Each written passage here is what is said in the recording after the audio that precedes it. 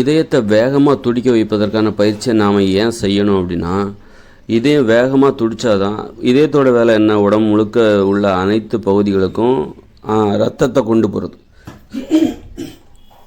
ரத்தத்தை உடம்பு முழுக்க அது கொண்டு போகணும். அதோட வேலை தான் பம்ப் பண்ணி துடிப்பதன் மூலமாக, ஒவ்வொரு முறை துடிப்பதன் மூலமாகவும் உடல் உள்ள அனைத்து பகுதிகளுக்கும் ரத்தத்தை அது கொண்டு செல்லணும். அந்த வேலையை இதயம் ஈஸியாக செய்யணும். அதுக்கு நாம் இதயத்துக்கு என்ன பயிற்சி கொடுக்கணும் அப்படின்னா, அந்த வேலையை இதயம் ஈஸியாக செய்யணும் அப்படின்னா இதயத்துக்கு நாம் என்ன பயிற்சி கொடுக்கணும்? இதயம் வேகமாக துடிக்க வைப்பதற்கான பயிற்சி. அந்த பயிற்சி எப்படி கொடுக்குறது? நம்ம ஓட்டப்பயிற்சி செய்வதன் மூலமாக இதயம் வேகமாக துடிக்குது. எப்போதும் இதயம் வேகமாக துடிக்கணுங்கிற அவசியம் இல்லை. ஆனால் இதயத்தோட வேலை என்ன அப்படின்னா, அந்த ரத்தத்தை எல்லாத்துக்கும் கொண்டு போகணும். அதுக்கு அது எப்படி கொண்டு செல்லுது? துடிப்பதன் மூலமாக தான்.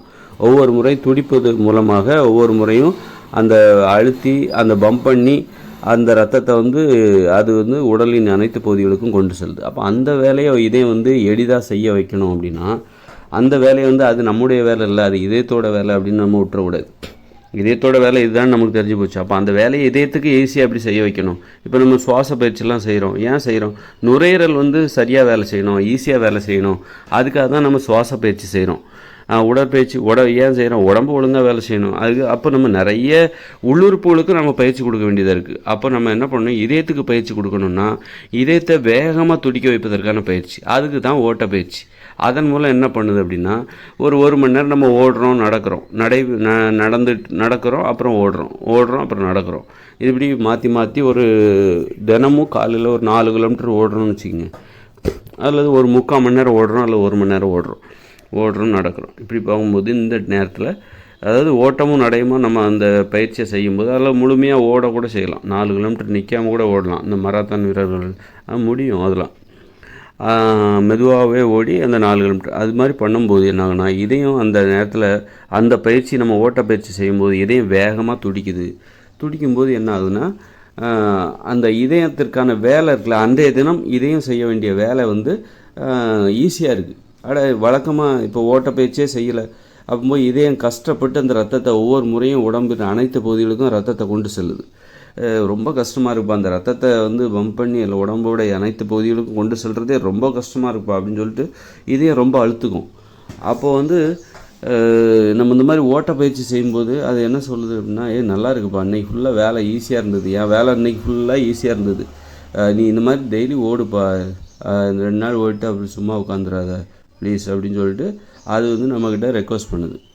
அந்த மாதிரி பண்ணும்போது என்ன ஆகுதுன்னா, உடம்புல ரத்த ஓட்டம் நல்லா இருக்குது, கை கால் மரத்து போகிற பிரச்சனையை நிறைவேற்றுக்கு இருக்கும். அதுக்கெல்லாம் காரணம் என்னென்னாக்கா, இந்த மாதிரி ரத்த ஓட்டம் சீராக இல்லை அல்லது சரியாக இல்லை, இதயம் கொஞ்சம் சுறுசுறுப்பாக இல்லை, இதயம் துடிப்பதுக்கு ரொம்ப சிரமப்படுதுன்னு அர்த்தம். அதனால தான் அந்த கை கால் மரத்து போகிற பிரச்சனை. சிலர் தூங்கும்போது பார்த்திங்கன்னா கை கால் மரத்துறோம். அப்போ ஏன் அப்படின்னா, அந்த இதயம் ஒழுங்காக வேலை செய்ய முடியல, ரத்த ஓட்டம். அப்போ இதய நோய் இருப்பதாக அறிகுறி அப்படின்னு சொல்கிறாங்க. கைகால் மரத்து போதா, அவங்களுக்கு தூங்கும்போது கைகால் மரத்து போதா? ஏன்னா இந்த பிரச்சனையை நான்லாம் அனுபவிச்சிருக்கேன், கைகால் மரத்து போகிற பிரச்சனை. அப்புறம் நான் அது நினச்சி நான் ரொம்ப ரொம்ப கவலைப்படும் போது நான் அதற்கான சரி தீர்வு என்ன இருக்கும் அப்படின்னு நம்ம தேடும்போது அதுக்கு ரொம்ப எளிதாக நம்ம எந்த ஒரு விஷயமும் நம்ம எளிதாக புரிஞ்சிக்கலாம். ஒன்றும் இல்லை, அது வேகமாக வேலை செய்யணும், இதயத்தை எல்லாத்துக்கும் கொண்டு போகணும், உடல் எடையை குறைக்கணும், ஓடும்போது உடம்பு முழுக்க ரத்த ஓட்டம் போகுது. அப்போ இந்த பிரச்சனை எனக்கு அதுக்கப்புறம் சரியாயிடுச்சு. இந்த விழிப்புணர்வு வரணும். அதனால் ஓட்டப்பயிற்சி மூலமாக இதயத்தை ஒரு மணி நேரம் காலையில் நல்லா துடிக்க வைப்பதற்கான பயிற்சியை கொடுக்கும்போது அன்றைய தினம் முழுவதும் அந்த இதயம் நல்லா துடிக்கும். அது வேலையை இதயத்தின் வேலையை எளிதாக செய்யும்போது அதுக்கு உடம்பு முழுக்க ரத்த ஓட்டம் நல்லா சீராக வேகமாக எளிதாக பாயும். அப்போ கைகால் மரத்து போகிற பிரச்சனை இருக்காது. அதனால் இதயத்தை வேகமாக துடிக்க வைப்பதற்கு முயற்சி. நம்ம சுவாச பயிற்சி செய்கிற மாதிரி தான் இதெல்லாம். சுவாச பயிற்சி செய்கிறோம், நுரையீரலை சிறப்பாக வேலை செய்வதற்காக தான் நம்ம சுவாச பயிற்சி செய்கிறோம்.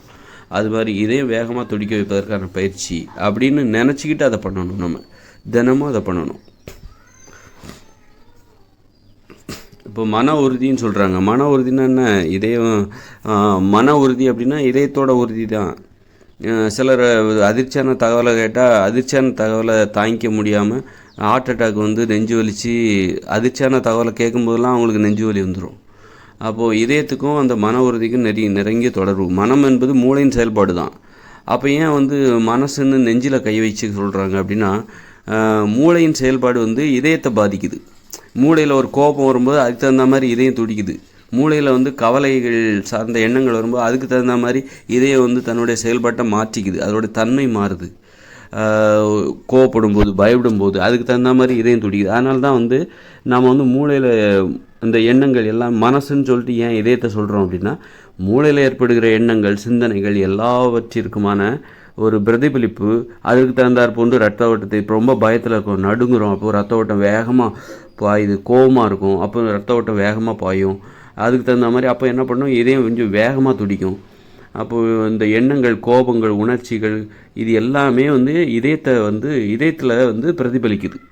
அதற்கு தகுந்தாற் போன்று இதயம் செயல்படுகிறது. உணர்ச்சிகளுக்கு தகுந்தாற் போன்று இதயம் செயல்படுகிறது. அதனால் நம்ம என்ன பண்ணுறோம், மனசுன்னு சொல்லிட்டு இதயத்தில் கை வைக்கிறோம். அதனால் மன உறுதி என்பது அப்போ இதயத்தை நம்ம நல்லா வச்சுக்கிட்டாக்கா மனசு உறுதியாக இருக்கும். அந்த மூளையில் ஏற்படுகிற எண்ணங்களை இது வந்து தாங்கி கொள்கிற அந்த திறன் வந்து இதயத்துக்கு கிடைக்கும்.